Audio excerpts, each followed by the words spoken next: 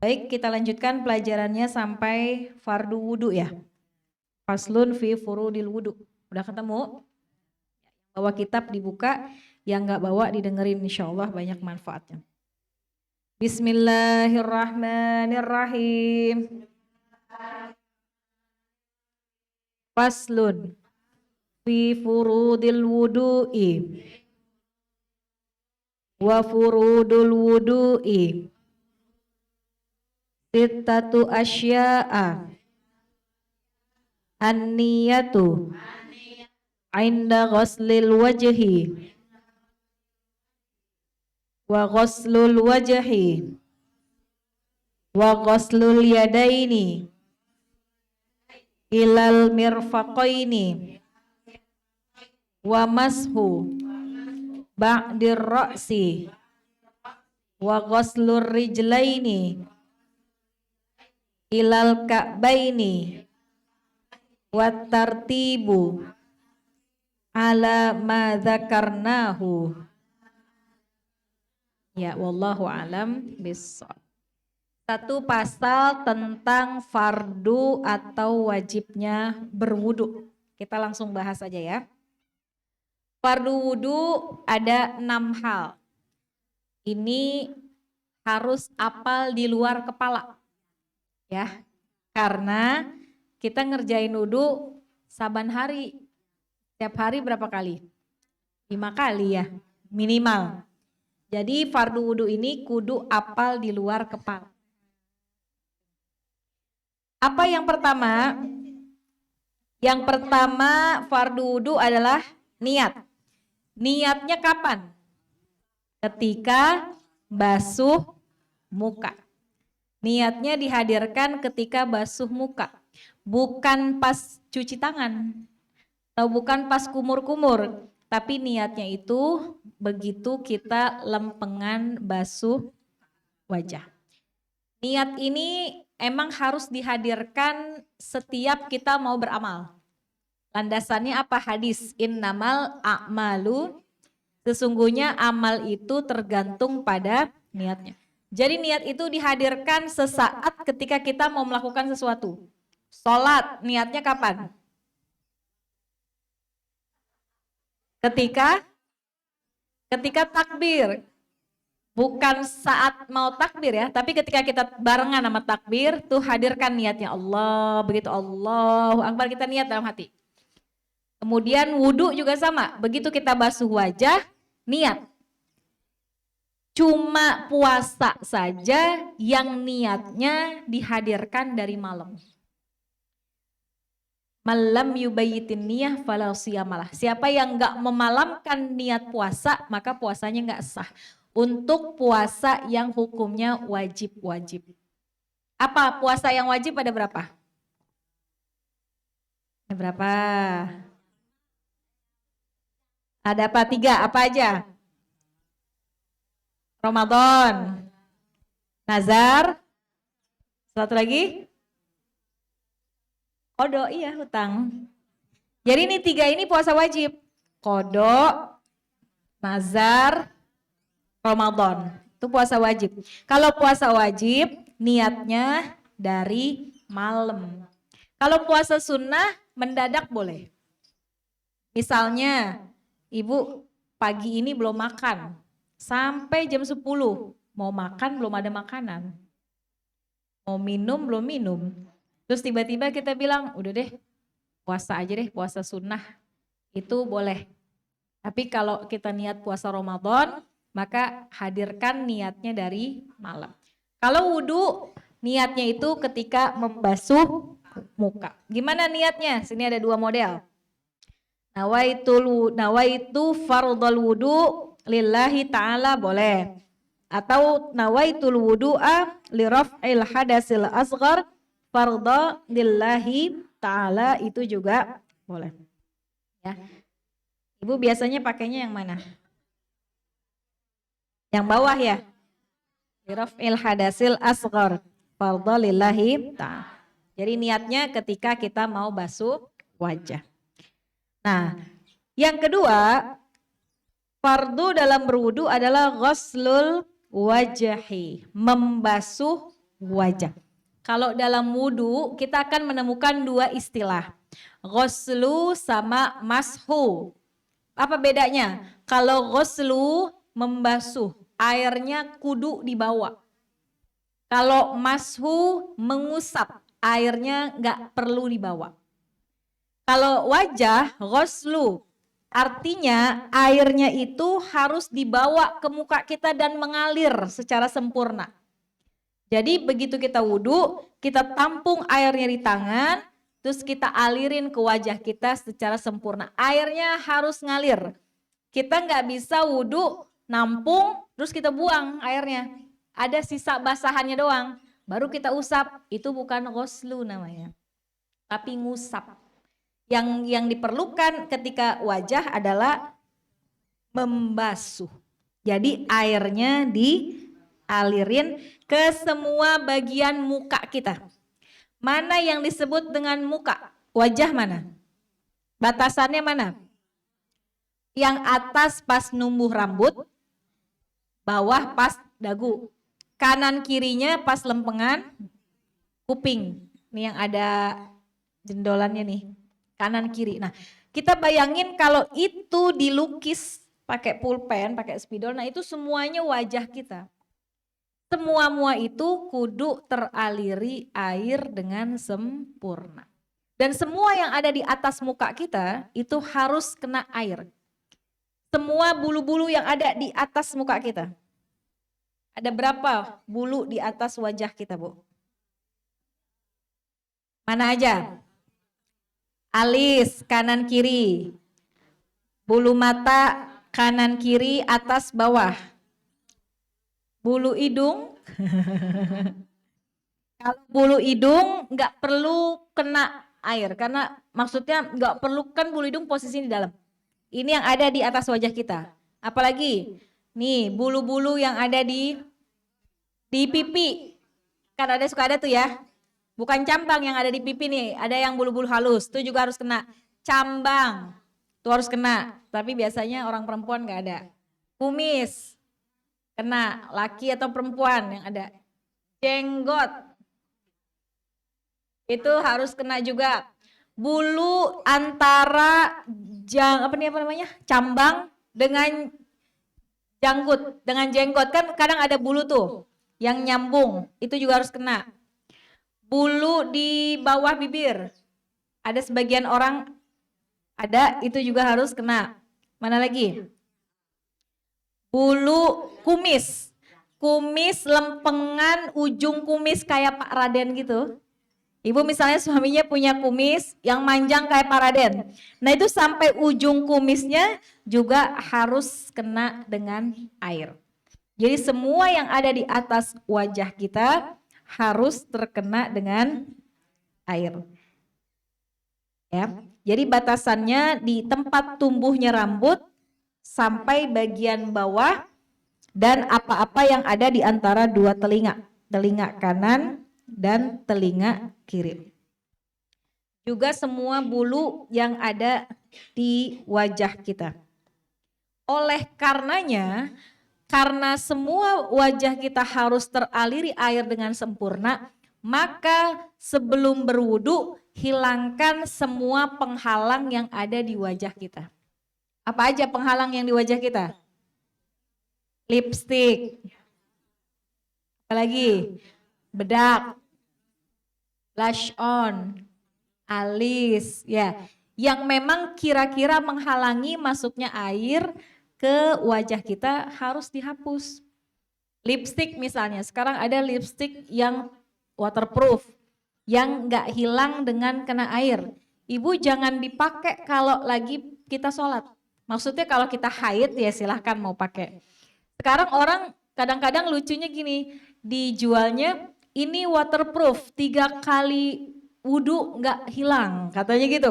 Lah justru yang begitu nggak sah sholatnya, harus hilang. Kenapa? Karena lipstik itu berlapis. Lipstik itu berlapis. Kalau ibu giniin, itu akan meninggalkan bekas merah. Ya, kalau kita wudhu dan air yang tetap menjadi merah, maka itu air mutaghayyir.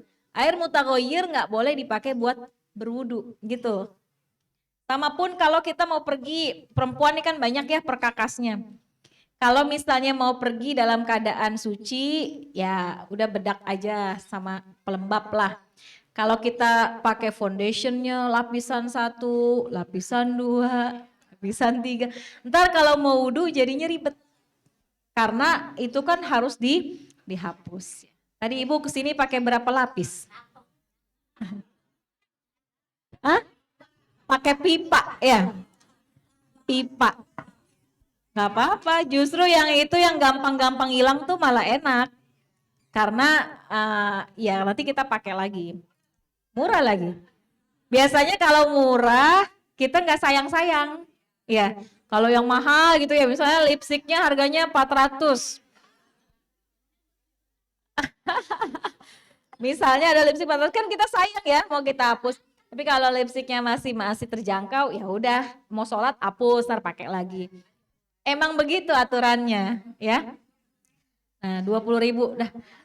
Dia kagak bisa ngomong ini lipstik, udah diem-diem gitu ya. Yang penting merah kata ibu. Jadi gitu, semua yang ada di atas wajah kita ilangin dulu. Kalau misalnya kita pas membasuh wajah, tiba-tiba airnya ini masih merah, berarti airnya masih mutaghoyir. Kita gosok dulu. Kalau pas kita wudhu airnya udah bersih, maka itu udah menjadi air mutlak. Gitu ya. Jadi dibersihin dulu. Emang ada yang bilang, lah sayang baru make up udah dihapus lagi. Emang begitu ya.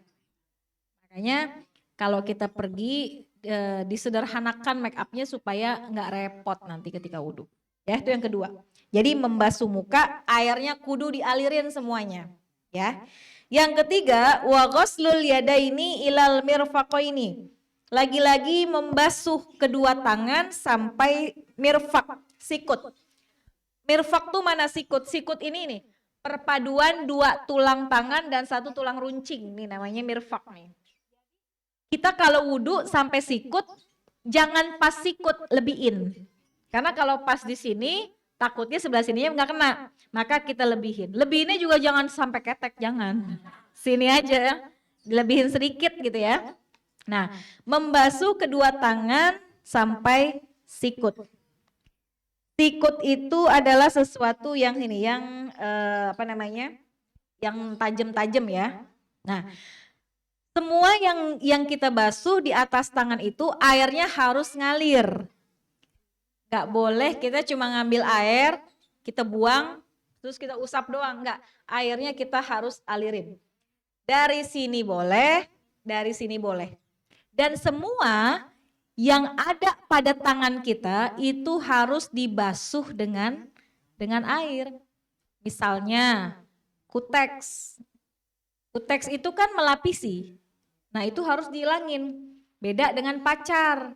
Kalau pacar tidak melapisi tapi mewarnai. Ya, kan kalau kita pakai ada tebel-tebelnya. Pas udah kering kan lepas ya. Kalau pacar model dulu itu lepas. Atau ke pacar model sekarang dia menyatu dan mewarnai, nggak melapisi. Tapi kalau kuteks itu sifatnya melapisi. Kalau kita pakai wudhu, masuk apa enggak air ke dalam kuku kita? Enggak. Makanya kuteks harus dihapus kalau kita lagi sholat. Pokoknya semuanya, semua yang menghalangi daripada mengalirnya air di atas tangan kita harus dihilangkan. Termasuk kalau kuku-kuku kita ada yang kotor ya. Ada yang kotor tuh harus kita bersihin dulu. Supaya semuanya mengalir dengan sempurna. Dan sunnah memanjangkan basuhan tangan tadi yang saya sampaikan. Jangan sampai sikut doang, lebihin sedikit. Kenapa? Kata Nabi, umat-umatku nanti akan datang pada hari kiamat ghurran muhajjalin min asaril wudu. Akan datang pada hari kiamat akan memancarkan cahaya dari basuhan wudunya yang dibasuh dengan sempurna. Jadi kalau kita basuh tangannya benar, lebih panjang sedikit daripada basuhannya, besok tangan kita akan memancarkan cahaya. Kaki yang dibasuh dengan benar, kaki kita juga akan memancarkan cahaya di hari di mana hari yang sangat gelap. Gak ada cahaya apapun, tapi kita hadir memancarkan cahaya yang dengan cahaya itu Nabi mudah mengenali kita sebagai umatnya, gitu ya.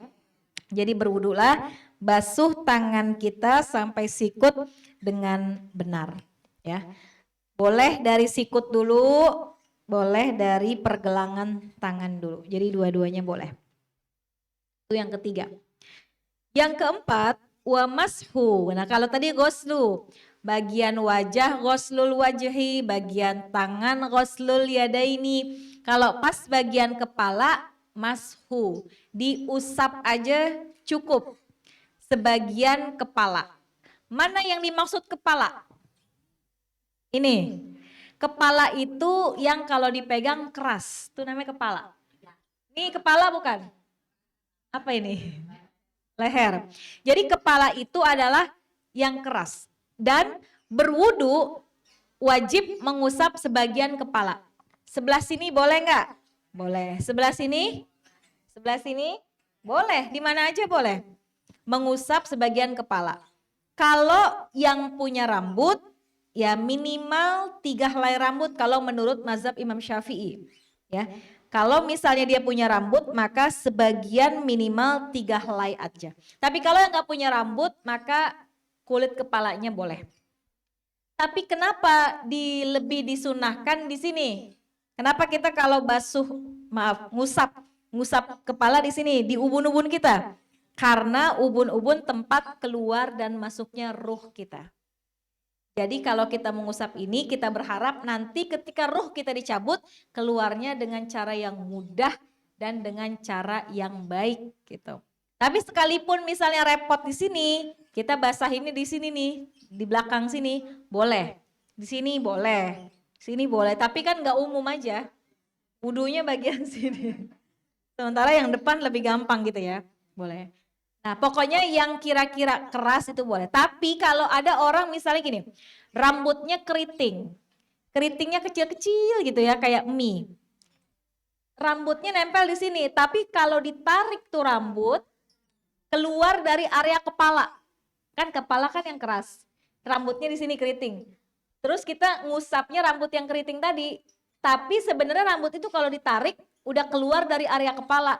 Maka nggak boleh. Ya udah yang gampang bagian sini aja dah, ya. Pokoknya yang gampang di bagian ubun-ubun ya. Gitu.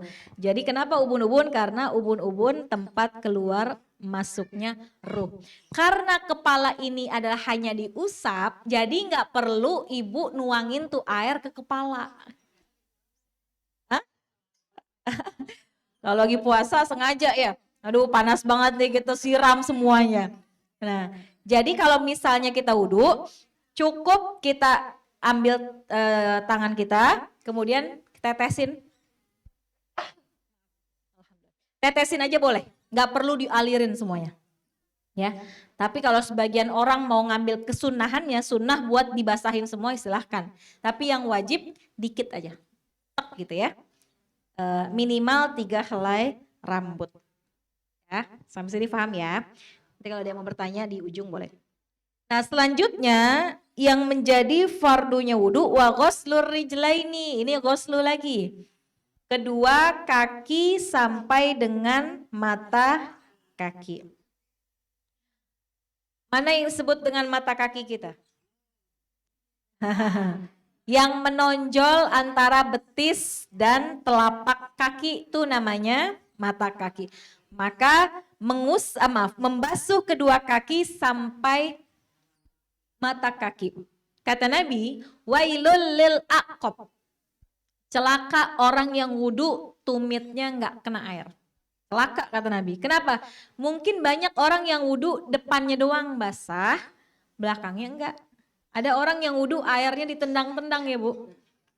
Dia nggak pikirin tuh, dia nggak usap sela-selanya. Pokoknya tuh air ditendang-tendang aja sama dia. Depannya basah, belakangnya enggak. Maka kata Nabi, wailul lil aqab, celaka kalau orang yang wudhu tumitnya nggak kena air. Nah, terus perlu nggak kita basuh pakai tangan kita? Perlu apa enggak? Perlu, tergantung. Hukumnya bisa dua, bisa wajib, bisa sunnah. Kalau airnya kenceng, Kita punya keran, pas dibuka airnya kenceng.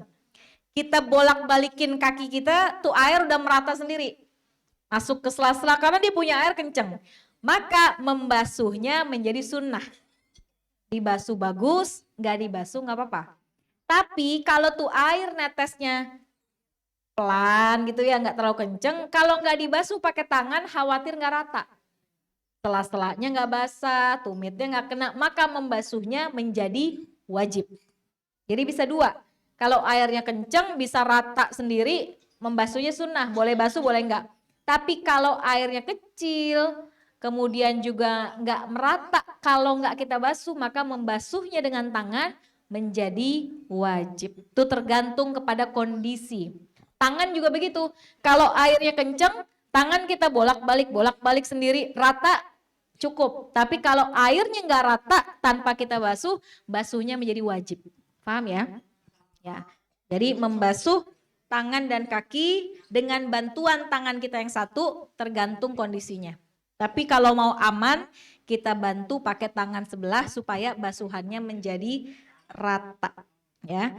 Jadi celaka orang yang wudhu, tumitnya nggak kena air. Oke.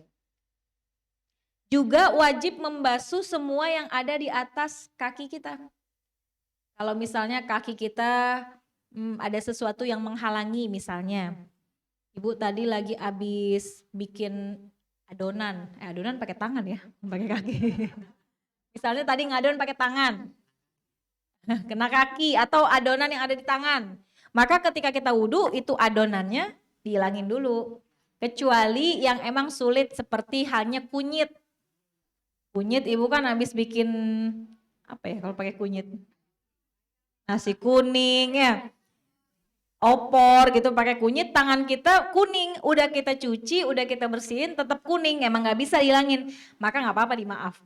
Tapi kalau misalnya adonan roti, adonan apa lagi, sesuatu yang menghalangi, nah itu dihilangin dulu, dihilangin, baru kita basuh baik tangan maupun kaki dengan sempurna, ya. Yang terakhir, wat tartibu ala ma dzakarnahu. Fardunya wudhu harus kudu tertib. Abis basuh wajah, basuh tangan. Abis tangan, kepala. Abis kepala, kaki. Ya, kuping sunnah ya. Nanti kita belajar sunnah. Ada kumur, ada hidung, ada ini dan lain-lain. Kalau yang wajib kan tadi basuhannya kepala, tangan, wajah, tangan, kepala, kaki. Tartib itu kudu begitu, habis wajah, tangan. Gak bisa ibu keidean sendiri. Saya tangan dulu dah. Habis tangan baru kaki, habis kaki baru kepala. Gak bisa. Kenapa? Karena dalilnya dalam Al-Qur'annya udah begitu. Urutannya yang Allah sebut udah begitu. Iza kuntum ila sholati faghsilu wujuhakum, wajah dulu.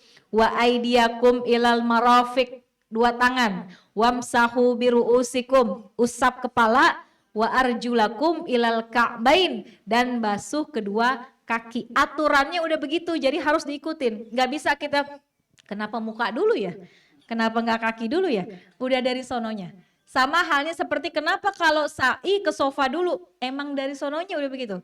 Di ayatnya udah inna sofa wal marwata min sya'airillah. Jadi yang Allah sebut sofa dulu, maka berangkatnya dari sofa. Jangan kita karena dari sini deketnya ke marwah, dari marwah dulu deh, baru ke sofa nggak bisa. Karena dalilnya sofa dulu, baru marwah. Apa yang Allah sebutkan di awal, maka itu juga dikerjain di awal. Jadi tertib itu hukumnya wajib. Tapi ada juga yang namanya mualat. Nanti mualat masuknya sunnah. Apa itu mualat? Mualat itu jarak antara satu dengan satu kurang lebih 4 detik. Mualat itu boleh dikerjakan dalam wudhu, hukumnya sunnah, nggak wajib. Kalau tertib nih wajib ya, harus habis muka, tangan. Habis tangan, kepala. Habis kepala, kaki. Itu tertib. Kalau mualat, kita lagi wudhu nih, wudhu pas lempengan wajah, air kita mati. Terus kita mau numpang ke tetangga, tapi tetangganya nggak samping banget. Yang samping juga orangnya nggak ada, lagi pergi. Tetangganya ngerada sonoan dikit. Dari tempat kita ke tempat tetangga 10 detik. Boleh nggak? Boleh. Itu mualat itu kurang dari 4 detik itu sunnah. Tapi kalaupun lebih dari 4 detik itu boleh. Asalkan sampai sana kita lihat. Kalau basuhan muka kita masih basah, silakan lanjutin dengan tangan. Tapi kalau sampai rumah tetangga kita mukanya udah kering, maka ulang lagi wudhunya dari awal. Tapi tetap urutannya harus tertib. Kalau mualat tuh sunnah, boleh kita kerjain, boleh juga enggak. Ya. Jadi 6 inilah yang menjadi fardu wudhu. Yang pertama niat, niat ketika basuh wajah. Yang kedua ghuslul wajhi, membasuh wajah, artinya tuh air kudu ngalir ke wajah kita.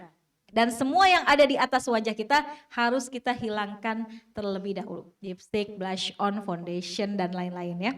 Yang ketiga membasuh kedua tangan sampai sikut. Lebihin sedikit dari sikut kita supaya sikutnya jadi sempurna. Yang keempat mengusap sebagian kepala.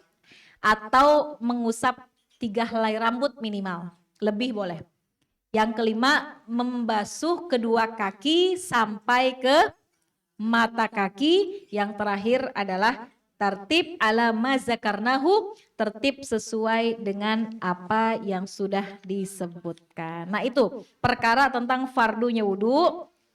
Nanti insya Allah bulan depan, kita nutupnya bulan apa ya Kak? Oh ya, berarti bulan depan kita selesaikan dengan sunnah wudhu. Di mana tuh basuh hidung? Adanya di sunnah. Di mana tuh basuh kuping? Adanya di sunnah. Kalau umpama kita wudhu dengan air yang sangat terbatas, maka yang kita kerjain yang fardunya aja. Tapi kalau air kita berlimpah, maka kita sempurnakan dengan yang sunnah gitu ya. Wallahu a'lam bishawab. Sampai sini ada yang mau bertanya? Seputar wudhu boleh.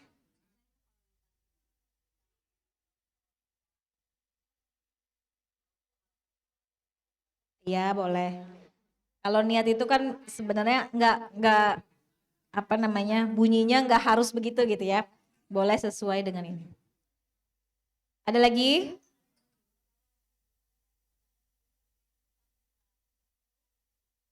Doa yang mana? Tiap basuhan. Itu ketika kita basuh. Misalnya pas lempengan wajah ya, Allahumma bayyit wajhi yauma taswaddu wujuhu wa taswaddu wujuh, itu pas bagian wajah. Doa itu enggak, doa itu anjuran ulama. Enggak apa-apa. Enggak, kalau enggak dibaca enggak apa-apa. Itu bukan wajib. Doa yang menyertai setiap basuhan ya. Karena itu kan kayak kita basuh hidung, Allahumma arihni raihatal jannah.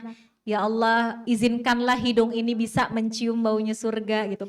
Karena nanti ketika kita bahas bab sunnah wudhu, itu setiap basuhan wudhu itu ada hikmahnya. Kenapa kita kumur-kumur? Kita sedang menyiapkan kita kelak bisa berbicara dengan Allah. Kenapa kita basuh hidung? Kita sedang mempersiapkan hidung kita bisa mencium bau surga. Tuh gitu. Jadi nanti setiap basuhan itu ada hikmah-hikmahnya. Insya Allah nanti kita pelajarin bulan depan ya. Jadi doa itu dibaca saat basuhannya, lempengan basuhannya. Dibaca boleh, kalau yang nggak hafal juga nggak apa-apa. Ada lagi? Nggak hafal ya, soalnya banyak ya. Iya, kalau niat kan masuknya fardu. Ya,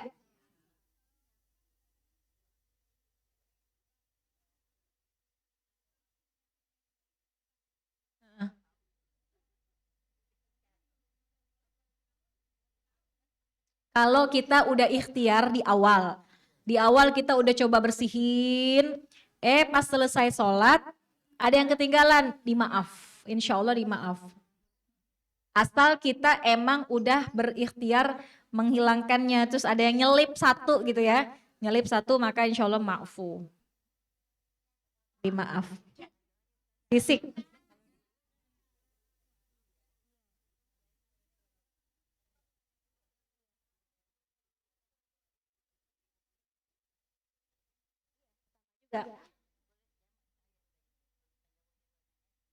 Itu kan niat ya.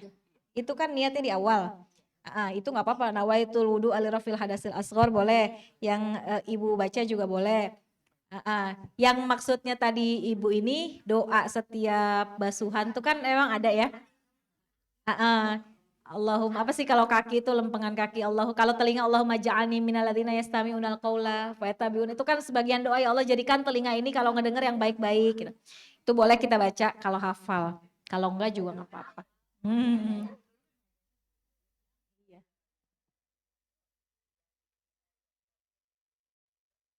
Iya, itu niat.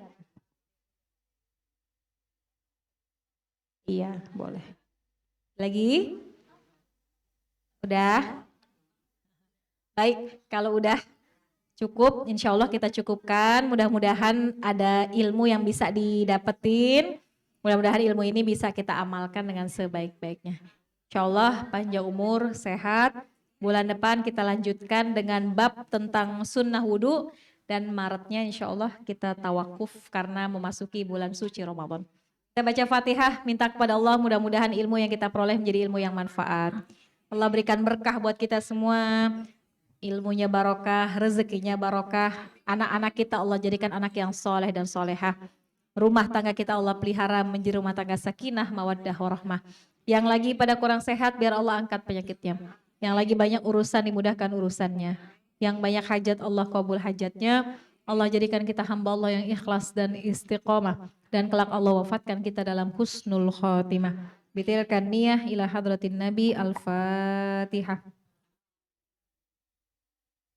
Bismillahirrahmanirrahim. Alhamdulillahirabbil alamin. Arrahmanirrahim. Maliki yaumiddin. Iyyaka na'budu wa iyyaka nasta'in. Ihdinas siratal mustaqim. Siratal ladzina an'amta 'alaihim ghairil maghdubi 'alaihim waladdallin. Amin. Rabbana ighfir lana wa liwalidayna. Amin. Amin ya rabbal alamin. Terima kasih banyak. Mohon maaf atas segala kekurangan. Saya izin langsung meninggalkan tempat ya Bu. Insya Allah panjang umur sehat kita ketemu lagi. Hadanallah wa iyyakum ajma'in. Assalamualaikum warahmatullahi wabarakatuh.